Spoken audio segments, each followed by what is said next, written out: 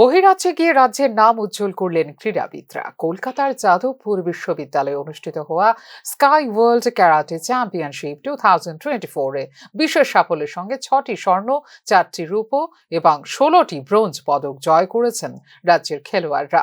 যাদবপুর বিশ্ববিদ্যালয়ে অনুষ্ঠিত sky world karate চ্যাম্পিয়নশিপে রাজ্য থেকে মোট 14 জন খেলোয়াড় অংশগ্রহণ করেছিলেন। তাদের মধ্যে 13 জনকে বিশেষ দক্ষতার জন্য পুরস্কৃত করা হয়েছে।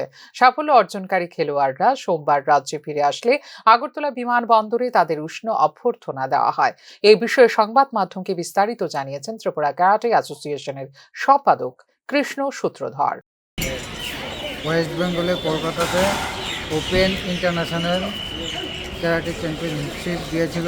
এখান থেকে ত্রিপুরা থেকে অর্থাৎ ভারতের হয়ে 14 জন প্লেয়ার ত্রিপুরা থেকে সিলেকশন হয়েছে। 14 জনের মধ্যে 13 জন প্রাইজ পেয়েছে।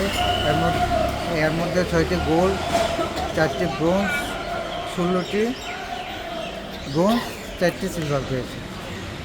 ত্রিপুরা থেকে কতজন গিয়েছিল? ত্রিপুরা থেকে 14 জন গিয়েছে, 13 জন প্রাইজ